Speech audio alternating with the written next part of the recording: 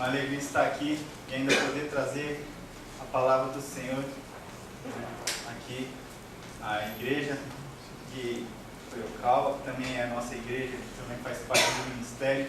Nós somos uma família só, né? Nós amamos uns aos outros. E eu gostaria de pedir para os irmãos que abrissem as vossas Bíblias em Apocalipse, capítulo 3. Os irmãos que forem achando, por favor, coloquem de pé em referência à palavra. Apocalipse, capítulo 3. Eu vejo que Deus tem direcionado este culto desde o começo, né, através da palavra que o pastor trouxe logo no começo, né, sobre não julgar e principalmente amar. Né. E eu gostaria de falar sobre uma igreja que o Senhor escreveu uma carta, que ela era muito complicada, que chama-se a Igreja de Laodiceia, que se encontra em Apocalipse, capítulo 3, a partir do versículo 14. Amém? Não achar? Estarei lendo. E ao anjo da igreja que está em Laodiceia escreve: isso diz o Amém, a testemunha fiel e verdadeira, o princípio da criação de Deus. Eu sei as tuas obras, que nem és frio nem quente. Tomara que fores frio ou quente. Assim, porque és morno e não és frio nem quente, vomitar-te-ei da minha boca. Como dizes, sou rico e estou enriquecido, e de nada tenho falta, e não sabes que és um desgraçado e miserável, e pobre, e cego e nu. Aconselho-te que de mim compres ouro provado no fogo, para que te enriqueças, e vestes brancas para que te vistas, e não apareça a vergonha da tua nudez. E que unjas os olhos com o colírio, para que vejas. E eu repreendo e castigo a todos quanto amo. Sê, pois, zeloso, e arrepende-te. Eis que estou à porta e bato. Se alguém ouvir a minha voz e abrir a porta, entrarei em sua casa e com ele cearei, e ele comigo. Ao que vencer, lhe concederei que se assente comigo no meu trono, assim como eu venci e me assentei com meu Pai no seu trono. Quem tem ouvidos, ouça o que o Espírito diz às igrejas. Oremos. Pai, obrigado pela tua palavra. E agora, Senhor, coloca a minha vida em tuas mãos, Senhor. E me usa, Senhor, para abençoar a tua igreja, Pai. No nome de Jesus, nós oramos e te agradecemos por tudo. Amém. Os irmãos podem se assentar. Os irmãos podem até estar pensando: nossa, essa carta, o irmão veio lá de Hamas trazer uma palavra dessa, né? Os irmãos podem estar até já com medo, mas, irmãos, eu quero que os irmãos vejam o amor de Deus através dessa palavra, através dessa carta de repreensão, não para destruição, mas para restauração, né? Buscando trazer de volta uma igreja, um povo que estava se desviando, né? Então Deus usa a repreensão muitas vezes para trazer de volta, né? Eu gostaria que os irmãos não vissem como uma carta, com uma palavra má, mas com uma carta mesmo de amor de Deus para o seu povo. Amém? Então eu vou começar aqui mostrando que Jesus se apresenta como uma testemunha fiel e verdadeira. No primeiro versículo logo ele fala, né? Isso quer dizer que ele é aquele que vê e testifica a verdade, né? A testemunha fiel é aquele que está testemunhando, é aquele que está vendo. E verdadeira, aquele que realmente é verdadeiro, fala a verdade, não engana, né? Logo no princípio a gente vê isso. E também ele se apresenta como o princípio da criação de Deus, que significa que ele é aquele que estava no começo de todas as coisas, né? A palavra diz que todas as coisas foram feitas por ele, sem ele nada que foi feito se fez. Então ele foi o começo da criação. E também ele é dono de tudo, ele é o Senhor de tudo. Assim como Deus, como Criador, é o dono, nosso Senhor Jesus, como Deus, ele é o dono, ele é o Criador, ele é o dono. E também nós vamos falar sobre Laodiceia, né? Laodiceia era uma das principais cidades da Ásia Menor, né? E era uma cidade importante, né? Era uma cidade grande da Ásia Menor. E lá existia uma igreja, né? Em que Jesus manda essa carta para a igreja. E Jesus já começa repreendendo ela, né? Falando que ela era morna. Morna demonstra indiferença para com o Senhor e a sua palavra. Vamos ver o versículo 16. Ela diz assim: assim porque és morno e não és frio nem quente, vomitar-te-ei na minha boca. Então ele fala que essa igreja ela era morna, ela era indiferente, ela não tinha ação, ela realmente não se esforçava, ela não buscava a Deus. Ela ficava no deixa correr, né? Vamos ficar no sossego, né? Sossegada, digamos assim, né? Também, e era uma igreja arrogante, né? Versículo 17, a primeira parte, diz assim: como dizes, né? Sou rico e estou enriquecido, de nada tenho falta. E ainda ela era uma igreja arrogante, ela chegou a um ponto, ela era tão rica e tão próspera, que ela chegou a um ponto que ela achava que não necessitava mais de Deus, que ela conseguiria andar com as suas próprias pernas, que ela não necessitaria mais da dependência do Senhor. Mas nós sabemos que a igreja é do Senhor, a igreja é edificada pelo Senhor, né? Por mais que a igreja prospere, que a pessoa ou alguém aqui estude e saiba muito da palavra de Deus, a dependência do Senhor tem que ser constante, a comunhão com o Senhor tem que ser constante, né? Temos que depender do Senhor e buscar do Senhor a sua graça, porque se nós aprendemos muito, mas sermos arrogantes, isso vai se tornar em escândalo, isso vai escandalizar, né? E uma das passagens que me fala bastante é quando Jesus ensina o Pai Nosso, lá em Mateus capítulo 6. Ele fala: Pai Nosso que está no céu, santificado seja o teu nome, né?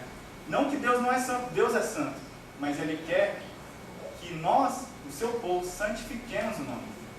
Mostremos para as pessoas que Deus é santo. É através de quê? Através das nossas vidas, através das nossas atitudes. E por isso Deus colocou a igreja, para mostrar ao mundo que Ele é santo, e que é um povo santo, um povo que é abençoado por Deus, né? Que é consagrado pelo Senhor. E essa igreja, ela chegou a um ponto que ela se arrogou, ela ficou arrogante, então ela já não mais achava que dependia do Senhor. Ela confiou mais nas suas posses, confiou mais na sua sabedoria, e ela ficou soberba, né? E na parte B a gente vê a repreensão, que Jesus mesmo falou assim: e não sabes que és um desgraçado, e miserável, e pobre, cego e nu. Na verdade, a palavra fala que enganosa é a riqueza, né? Porque por qualquer uma aventura se perde tudo, né? Qualquer coisa errada se perde as coisas. Então a gente não pode botar nossa confiança na riqueza. Era isso que estava acontecendo com Laodiceia. Ela já estava soberba e seu alicerce já não era mais Jesus, né? A pedra fundamental.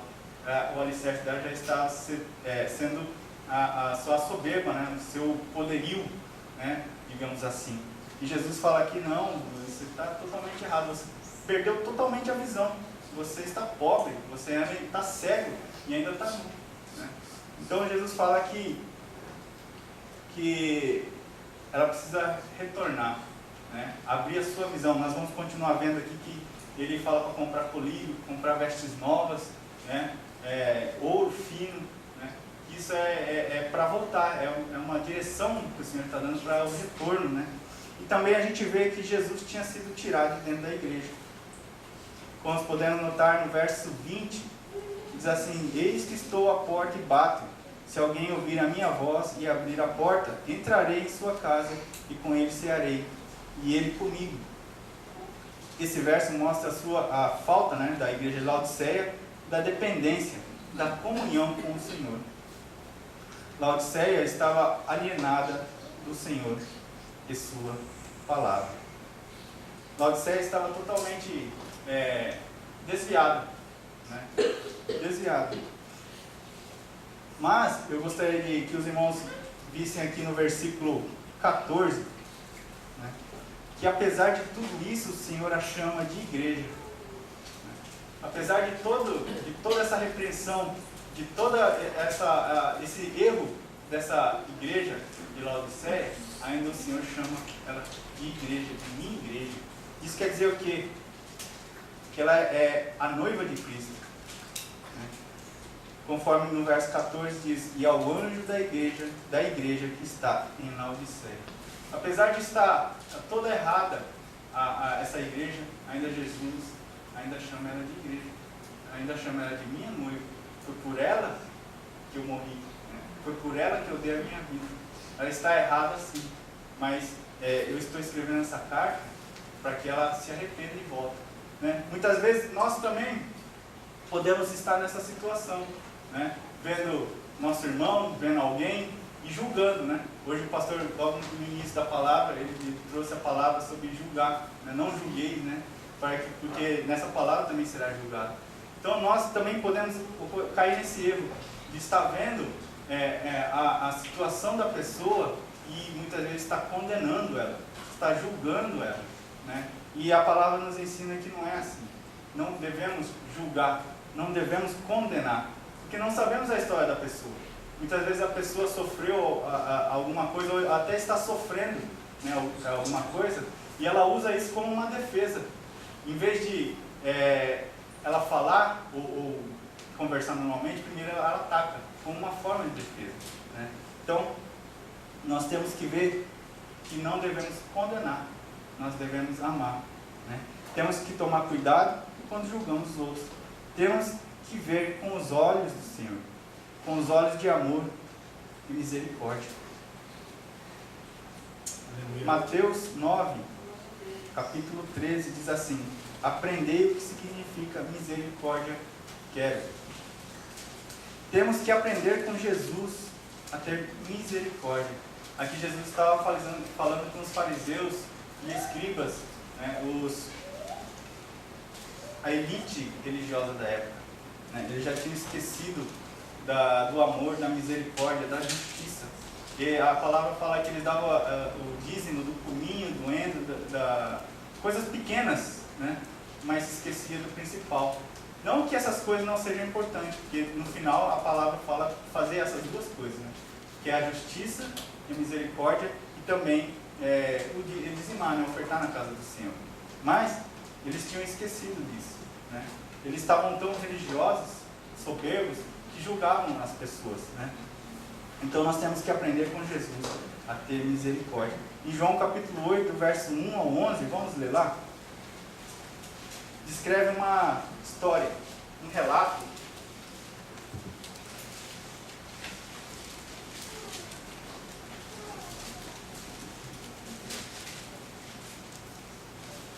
Aleluia, louvado. João capítulo 8, do 1 ao 11, escreve um relato aqui de uma mulher pega em adultério. Diz assim: porém Jesus veio ao Monte das Oliveiras e pela manhã cedo voltou para o templo, e todo o povo ia ter com ele, e assentando-se os ensinava.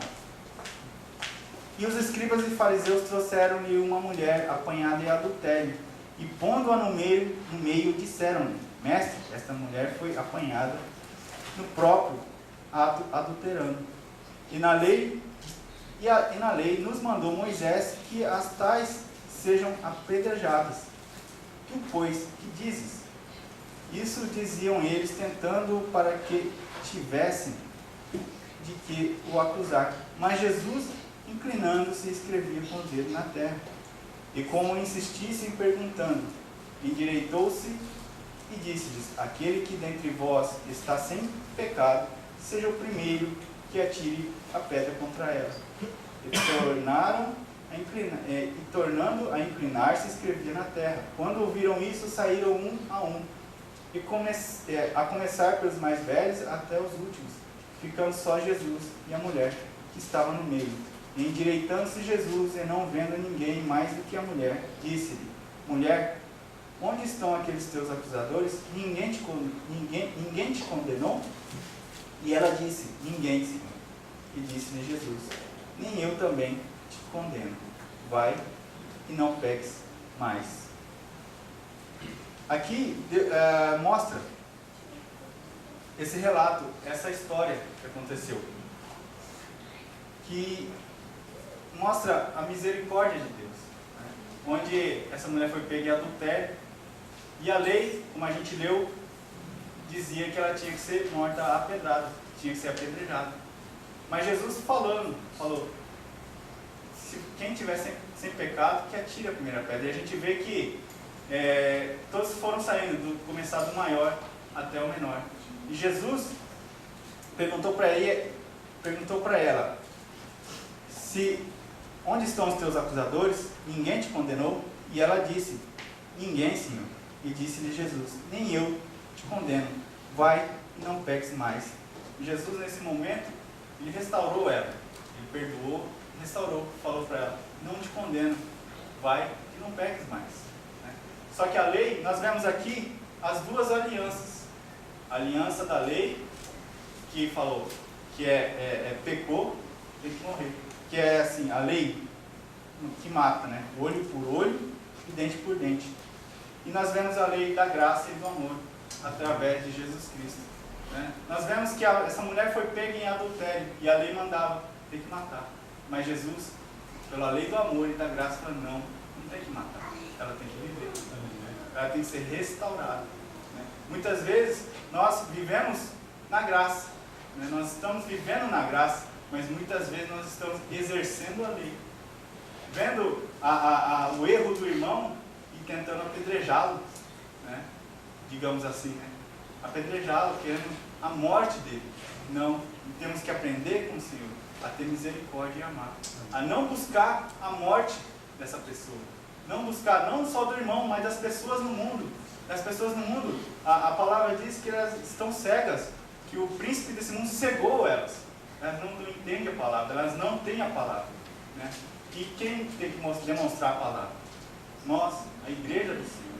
Não com pedras na mão, exercendo a lei que mata, mas sim exercendo a lei do amor e da graça, que vivifica, que restaura, que leva a pessoa a Jesus, que Jesus é a vida, que vai dar a vida a essa pessoa.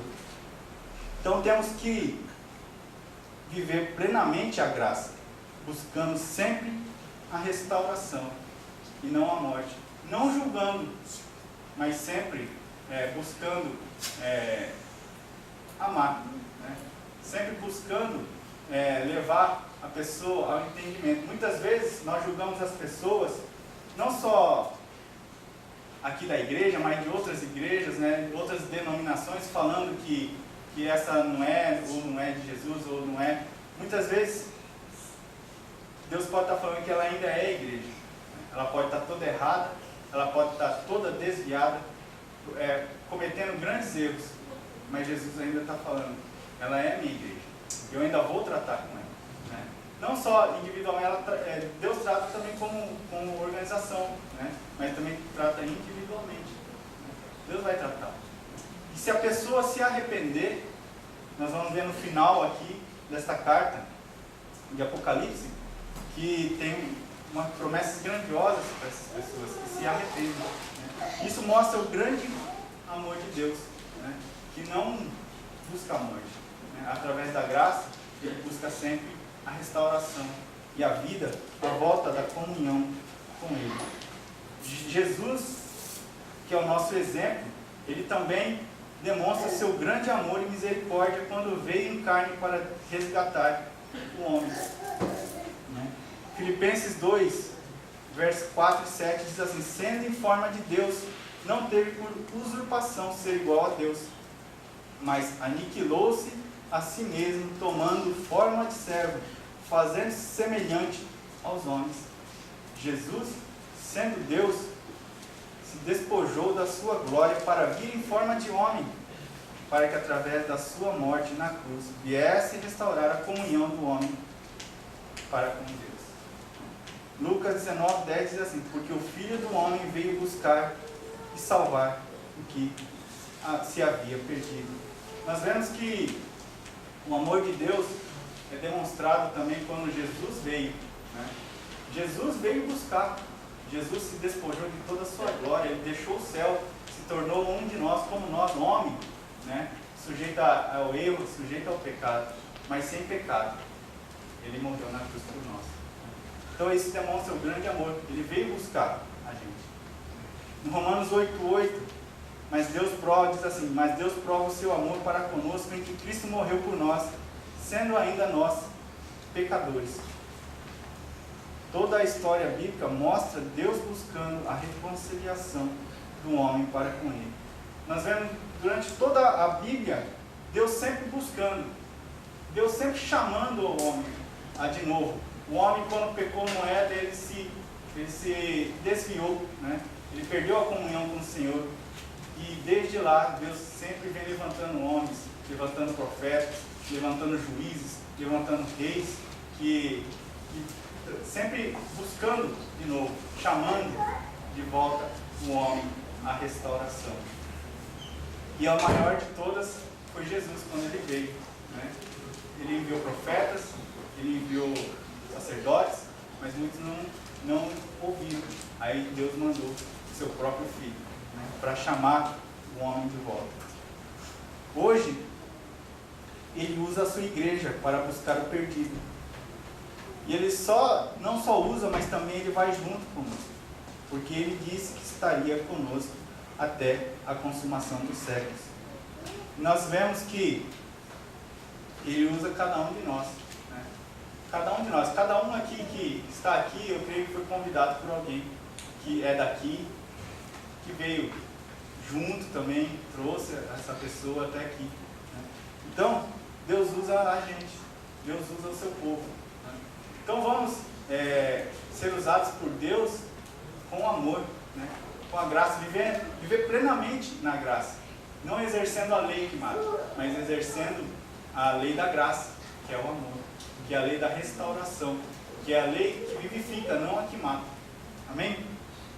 E essas pessoas as pessoas que aceitam, né, a repreensão, né, e se arrependem, que diz aqui no verso 19 de Apocalipse, né? Eu repreendo e castigo a todos quanto amam. Sê, pois, zeloso e arrepende-te. E ele fala assim: eis que estou à porta e bato. Se alguém ouvir a minha voz e abrir a porta, entrarei em sua casa, e com ele cearei, e ele comigo. Ao que vencer, lhe concederei que se assente comigo no meu trono, assim como eu venci e me assentei com meu Pai no seu trono. Então, aquele que pelo amor de Deus, né, que foi repreendido e pelo amor de Deus se arrepende, Deus dá a promessa de que ele entrará em sua casa e ceará com ele. Isso mostra o quê? Comunhão, né? O viver diário com Cristo, né? Andar nos seus caminhos, uma comunhão, vai restaurar essa comunhão. E também lhe concederei que se assente comigo no seu trono. Isso é, reinará com Cristo. A promessa da igreja é que ela vai reinar com Cristo no reino celestial, no milênio também. A igreja vai reinar. Então essa é a promessa que Deus tem para quem se arrepende, né? Não devemos julgar, né? Mas sempre buscar, né? Que essas pessoas também alcancem essa promessa igual nós alcançamos um dia, pela misericórdia de Deus, né? Pela graça de Deus. Não porque alguém queria nos julgar, mas porque alguém nos amou, né? E Jesus foi quem nos amou até o fim, né? Até a morte de cruz. Amém? Que Deus nos ajude a entender, a usufruir e a demonstrar amor e misericórdia do nosso Senhor Jesus Cristo.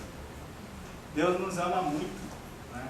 A gente pode ler essa passagem de Apocalipse, a gente fica até assustado, né? É difícil ter esse entendimento de que através dessa carta Deus está buscando uma restauração. Deus está repreendendo por causa do amor. Ele mesmo fala, né? Eu repreendo e castigo tanto quanto eu amo, né?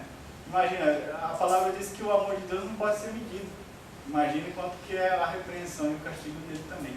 Mas nunca buscando a morte, mas sempre buscando a restauração. Sempre buscando o retorno. Ontem nós estudamos, acho que o próximo revistinha, né, vai ser aqui sobre profetas menores. Ontem nós estudamos lá em Ramamato sobre Amós, né? Amós, Deus deu uma visão para ele que ele estava em cima do muro, a partir do capítulo 8, se não me engano, ele estava em cima do muro e ele estava com prumo. Deus estava em cima do muro e ele estava com prumo. E o prumo mostrava que o muro estava torto, estava fora.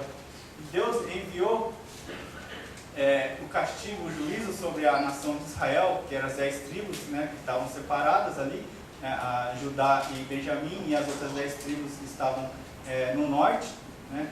Então Deus enviou ali a repreensão, o castigo, o juízo que veio através da Assíria, mas não para a morte, não para destruição, né? Mas sim para a restauração, porque no fim do livro de Amós mostra que o reino do norte vai ser restaurado. E isso é uma promessa escatológica, porque ainda o reino do norte não foi, ela está espalhada, está por aí, né? Mas no final Deus restaurará, né? Deus trouxe o juízo porque estava, como eu disse, no prumo, estava fora.